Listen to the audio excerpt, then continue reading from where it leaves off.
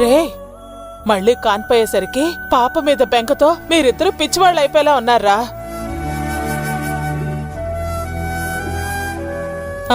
ఇదిగో అనాథాశ్రమానికి వెళ్ళి ఒక పాపని దత్తత తీసుకోండి. పౌర్ణమి ఖచ్చితంగా పిల్లలు ఉండాలనుకుంది. నాకేం అభ్యంతరం లేదమ్మా. ఎవరినో దత్తత తీసుకోవడం నాకు ఇష్టం లేదు.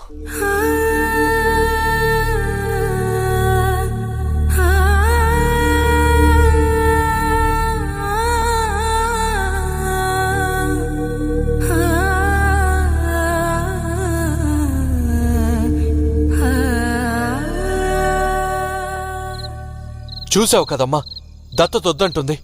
పాప కోసం అక్కడికెళ్ళి మాత్రం మాటలు పడుతుంది. అసలు ఎలా అర్థం చేసుకోవాలమ్మా తనని? చూస్తుంటే ఆ పాప మీద వదిన చాలా అటాచ్మెంట్ పెంచుకున్నట్టుంది. అందుకే దత్తత వద్దు అంటుంది.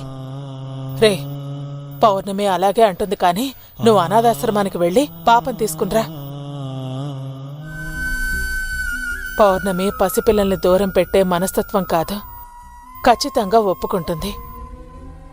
ఆ పాపం చూసుకుంటూ మీరు జరిగినవన్నీ మర్చిపోవచ్చు. నా మాట వినరా? సరే అమ్మా, వెళ్తానులే.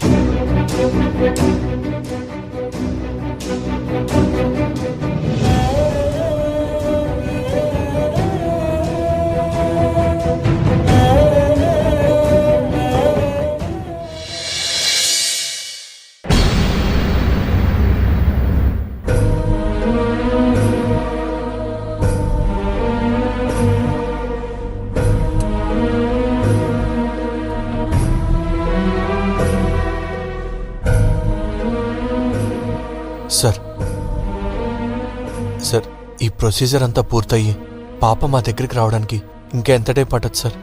చెప్పలేమండి. అప్లికేషన్ ఇచ్చారు కదా, ఇది గవర్నమెంట్ ఏజెన్సీకి వెళ్ళాలి. వాళ్ళు ఎంక్వైరీ చేసి మీకు పాపని దత్తత ఇవ్వాలా లేదా అని తేలుస్తారు.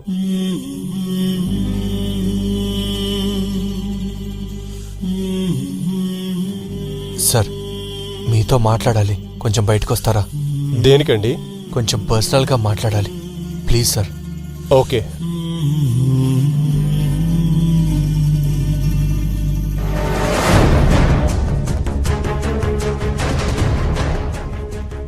చెప్పండి. సార్, రీసెంట్గా మా పాప చనిపోయింది. అందువల్ల నా భార్య బాగా మెంటల్గా అప్సెట్ అయింది సార్.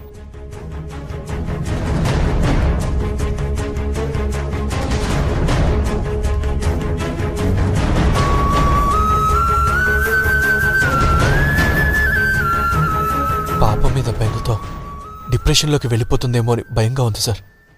పార్దు ఎవరితో మాట్లాడుతున్నాడు? నా భార్యని కాపాడుకోవాలంటే ఓ పాపని దత్తత తీసుకోవడం మాకు చాలా అవసరం సార్. దానికి మీరే మాకు హెల్ప్ చేయాలి, ప్లీజ్ సార్. దేని గురించి ఇంతగా రిక్వెస్ట్ చేస్తున్నాడు? మీ అప్లికేషన్ చూశాను, డీటెయిల్స్ అన్నీ పర్ఫెక్ట్గా ఉన్నాయి. ఖచ్చితంగా పాపం దత్తత తీసుకునే అవకాశం ఉంది. కానీ సార్, రెగ్యులర్ ప్రాసెస్లో వెళ్తే చాలా టైం పడుతుంది సార్. మీరు కొంచెం ఆ ఏజెన్సీ వాళ్ళతో మాట్లాడి త్వరగా ప్రాసెస్ పూర్తి చేసి పాప మా దగ్గరకు వచ్చేలా చూడండి సార్, ప్లీజ్ సార్. సార్, ఈ ఒక్క సాయం చేయండి సార్. మా ఫ్యామిలీ ఎప్పటికీ మీకు రుణపడి ఉంటుంది సార్, ప్లీజ్ సార్. సరే, అలాగే. మీ గురించి మా పై ఆఫీసర్తో మాట్లాడతాను. Thank you sir. ఓకే అండి. Thank you very much sir.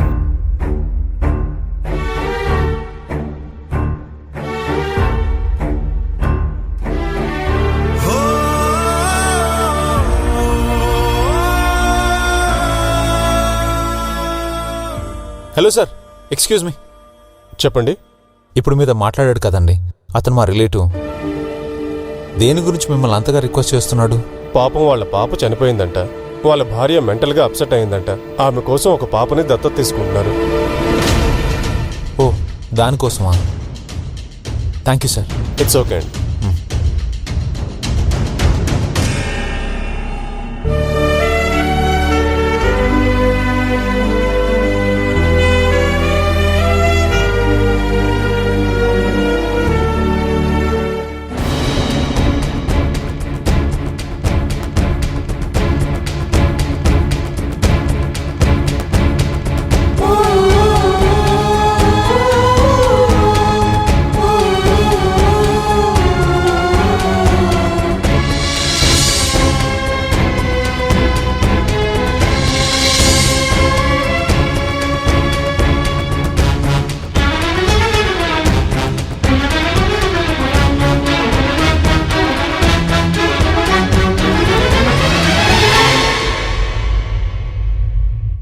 పౌర్ణమి గారు ఎలా ఉన్నారో ఏంటో కనుక్కోవాలి.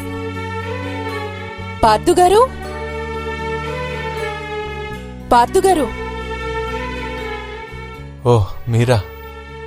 మీ మిస్సెస్ పౌర్ణమి గారు ఎలా ఉన్నారండి? నన్ను కలిసి మీరెలా ఉన్నారని అడగకుండా నా మిసెస్ గురించి అడుగుతున్నారంటే నేను బాగోలేనని మీకు కూడా అర్థమైందన్నమాట. అయ్యో, నా ఉద్దేశం అది కాదండి. మా హాస్పిటల్కి వచ్చిన అందరితో కాకపోయినా కొంతమందితో అయినా మాకు అటాచ్మెంట్ ఉంటుంది. అలాంటి వారిలో మీ మిస్సెస్ పౌర్ణమి ఒకరు. అందుకే అడిగానండి.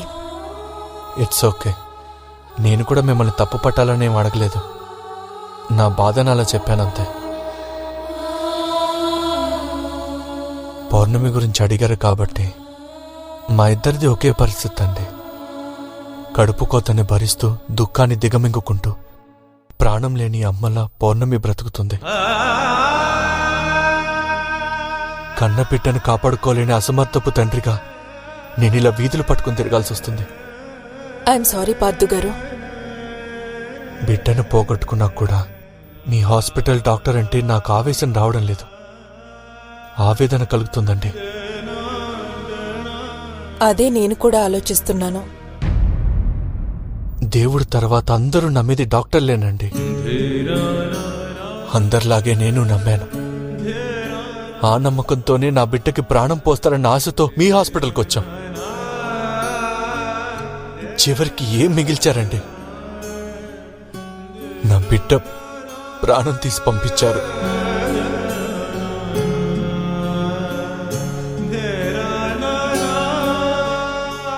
ఇంత అడ్వాన్స్డ్ టెక్నాలజీ ఉన్న ఈ రోజుల్లో కూడా ఒక పసి ప్రాణాన్ని కాపాడుకోలేకపోయారు కదండి. అది కాదు పార్థు గారు. ఆ క్షణంలో ఏం జరిగిందో నాకు తెలీదు. కానీ నా బిడ్డను బ్రతికించుంటే మాత్రం మిమ్మల్ని మా ఇంటి దేవత అనుకునేవాళ్ళం, మీ కాళ్ళు కడిగి నెత్తిన చల్లుకునేవాళ్ళం. పార్థు గారు, నిజం చెప్తున్నాను. నా సర్వీస్లో మీలాంటి తండ్రిని నేను చూడలేదు. బిడ్డ కోసం ఇంతలా తప్పించిపోతున్నారు. మీరు మీ బాధని పౌర్ణమి గారితో షేర్ చేసుకున్నారా? నేను పైకి చెప్పుకుని బాధపడుతున్నాను. పాపనే గుర్తు చేసుకుంటూ తను లోపల కుమిలిపోతుందండి.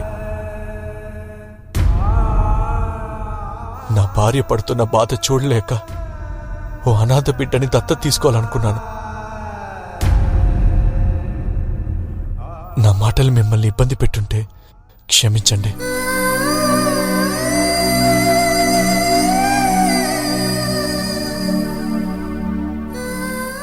అంటే పౌర్ణమి గారు ఈయనతో నిజం చెప్పినట్లేదు.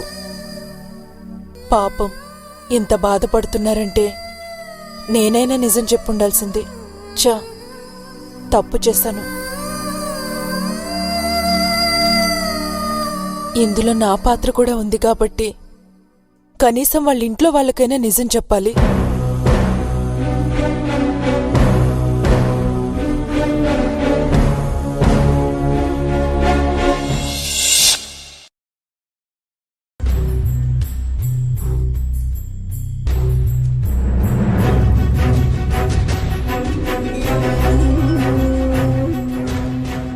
ఏవండి, నళిని గారు, ఏవండి?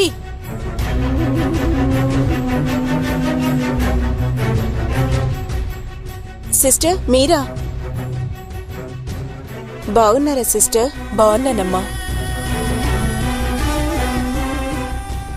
హాస్పిటల్లో మీరిచ్చిన అడ్రస్ తెలుసుకొని వచ్చానమ్మా. చాలా సంతోషం అండి. కూర్చోండి. పర్వాలేదండి. హాస్పిటల్కి వెళ్తుంటే దారిలో పార్థు గారు కనిపించారు.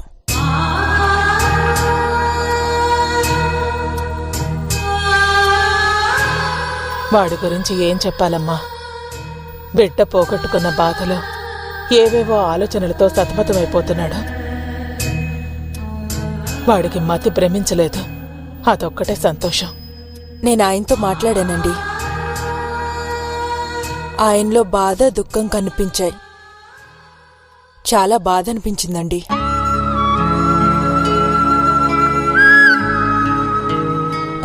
పౌర్ణమి గారున్నారా?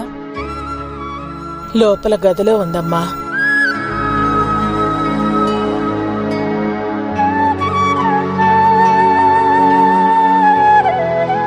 అయితే పాప గురించి మీకు ముఖ్య విషయం. సిస్టర్,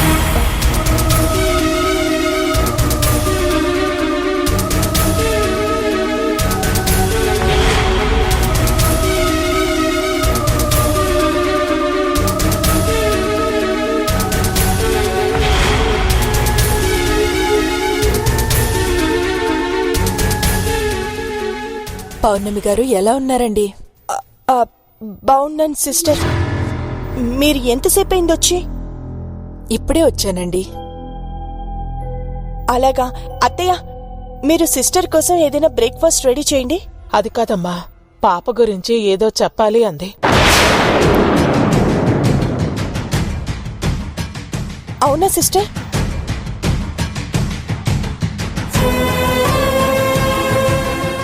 పాప గురించి ఏదో ముఖ్యమైన విషయం చెప్పబోయారు. చెప్పండి సిస్టర్. పార్వతి,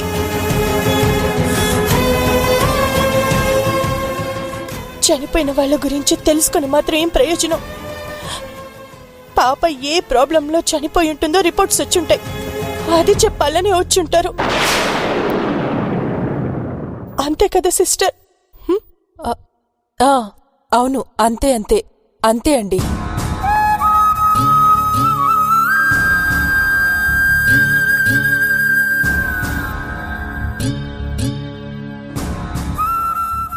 అవన్నీ తెలుసుకొని ఉన్న బాధల్ని రెట్టింపు చేసుకోవడం మనకు అవసరమా?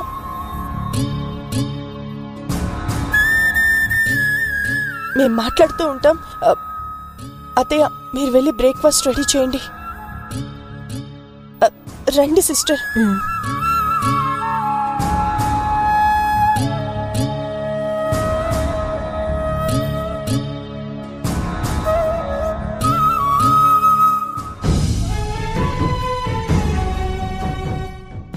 మీరు ఎందుకు వచ్చారు సిస్టర్?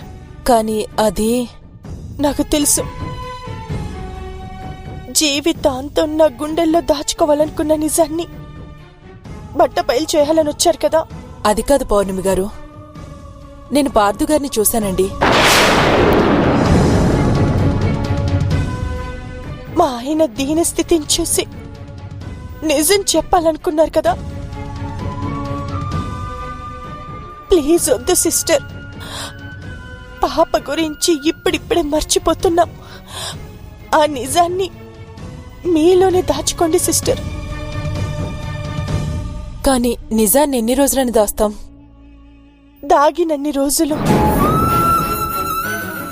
నేను నా భర్తని, నా కుటుంబాన్ని మోసం చేయాలన్న ఉద్దేశంతో నా బిడ్డను నా చెల్లికివ్వలేదు. నా చెల్లిని, మా నాన్నని కాపాడుకోవాలని పేగు బంధాన్ని తెంచేసుకొని నా బిడ్డనిచ్చేశాను. కూతురు చనిపోయిందని తెలిస్తే నా చెల్లెలు పిచ్చిదైపోతుంది. ఈ జన్మలో నేను మా నాన్న కలిసే పరిస్థితులు లేవు సిస్టర్. నా బిడ్డలో నన్ను చూసుకునైనా మా నాన్న సంతోషపడతారు. ఇవన్నీ ఆలోచించే నా బిడ్డనిచ్చేశాను. ఇప్పుడు ఈ నిజం తెలిస్తే నా భర్త, నా అత్తయ్య నన్ను జీవితంలో క్షమించరు. అందుకే సిస్టర్, మీకు చేతులెత్తి మొక్కుతున్నాను, ఈ నిజాన్ని ఎవరితోనూ చెప్పకండి సిస్టర్, ప్లీజ్.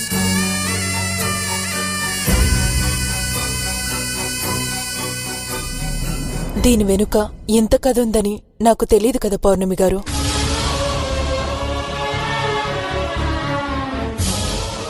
ఆ వ్యక్తిని చూసి ద్రోహం చేశాను అనిపించింది. నిజం చెప్పేయాలి అనుకున్నాను. కానీ ఇకపై ఈ నిజాన్ని ఎవ్వరితోనూ చెప్పను. సిస్టర్, ఒకవేళ మీకు డబ్బులు ఏమైనా కావాలంటే చెప్పండి, నేనిస్తాను. డబ్బే ముఖ్యమనుకుంటే హాస్పిటల్లోనే డబ్బులు డిమాండ్ చేసేదాన్ని. మీ త్యాగానికి వెలకట్టలేని పౌర్ణమి గారు. నాకు డబ్బొద్దు, మీరు బాగుంటే చాలు. Thank you sister. మిమ్మల్ని మీరు చేసిన సహాయాన్ని నా జీవితాంతం గుర్తు పెట్టుకుంటాను.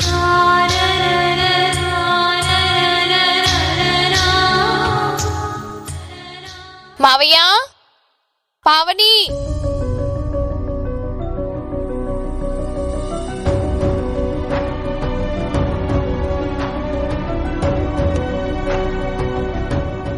పాప నిద్రపోతుందమ్మా. అవునా?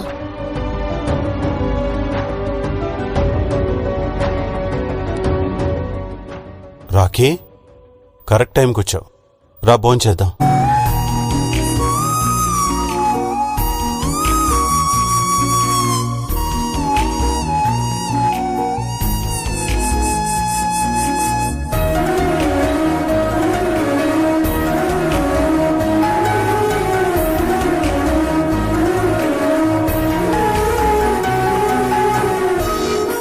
ఏంటి రాకీ, చాలా డల్గా కనిపిస్తున్నావు?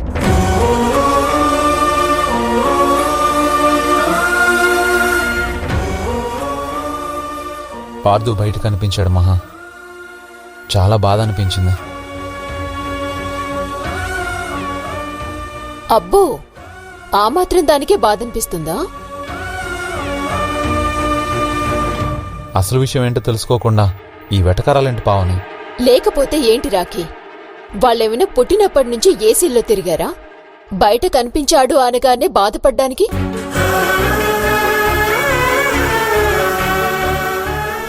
ఉండేదే అద్దింట్లో కదా, ముందు ముందు అది కూడా ఉంటుందో లేదో.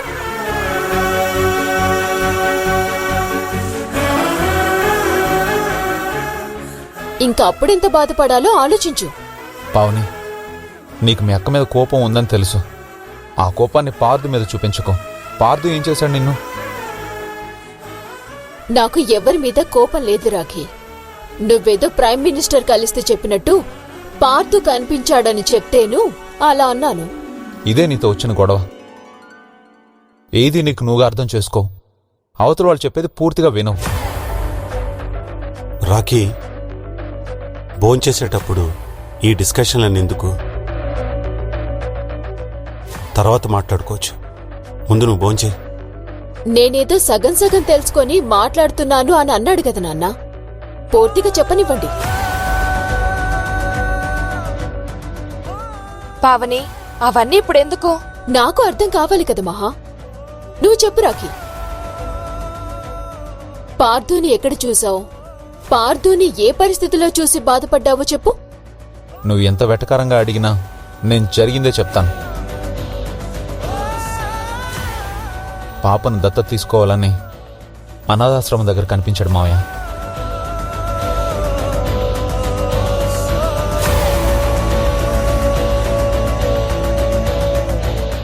అక్కడ ఎంప్లాయీ ద్వారా ఈ విషయాన్ని తెలుసుకున్నాను. పౌర్ణమి కోసం ఆ నిర్ణయం తీసుకున్నాడు అనిపించింది. చాలా బాధేసింది మావయ్య. కన్నబిడ్డ దూరమైందన్న బాధను మర్చిపోవడానికి అలాంటి నిర్ణయం తీసుకుని ఉంటారు. ఏ రకంగానైనా పౌర్ణమికి మంచి జరిగితే బాగుంటుందేమో. జరగదు నాన్న.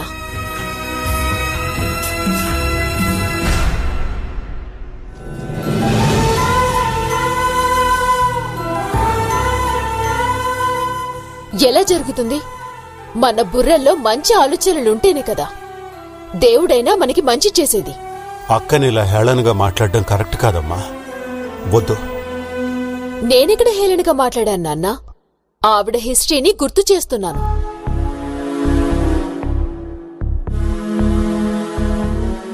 పుట్టగానే అమ్మని పైకి పంపించింది, తర్వాత నానమ్మని సాగనంపింది, మధ్యలో మా అమ్మని కూడా పంపించేసింది.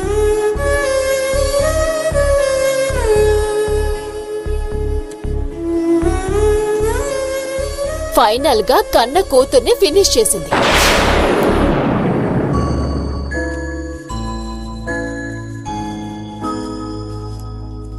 ఇలా అందర్నీ పంపించేయటం ఆవిడకి ఆనవాయితే కదా నాన్న. ఇంకా చాలా ఆపావని.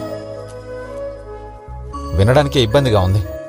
నిజాలు మాట్లాడితే ఇలాగే వినడానికి ఇబ్బందిగా ఉంటుంది రాఖీ.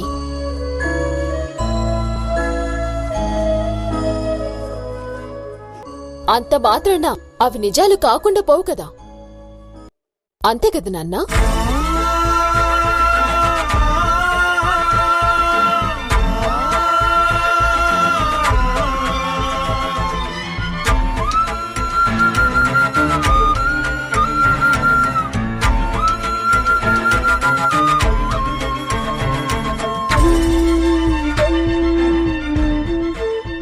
నాన్నా, నాన్నా, మావయ్య భోంచేయండి మావయ్య. చాలమ్మా, కడుపు నిండిపోయింది.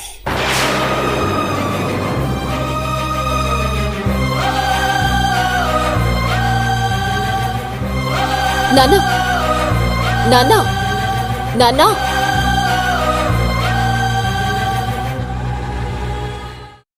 హ, రోజు రోజుకి పావని ఇలా మారిపోతుందేంటి రాకీ? పౌర్ణమి గురించి శత్రువు కంటే దారుణంగా మాట్లాడుతోంది.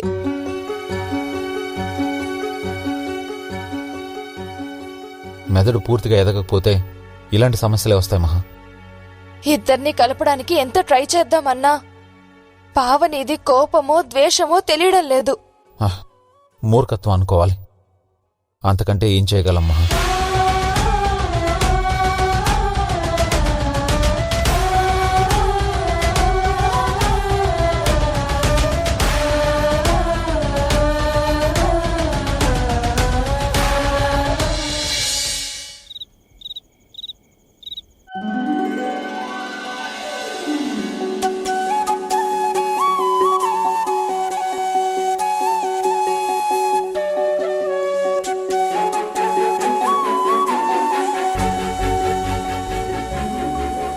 పౌర్ణమి, నీతో కొంచెం మాట్లాడాలి. ఏంటి పార్దు? అదే అడాప్షన్ గురించి మాట్లాడాలి. నువ్వు ఎన్నైనా చెప్పు పార్దు. పాప విషయంలో మాత్రం నేను కన్విన్స్ కాను. పావని బిడ్డే మన బిడ్డ.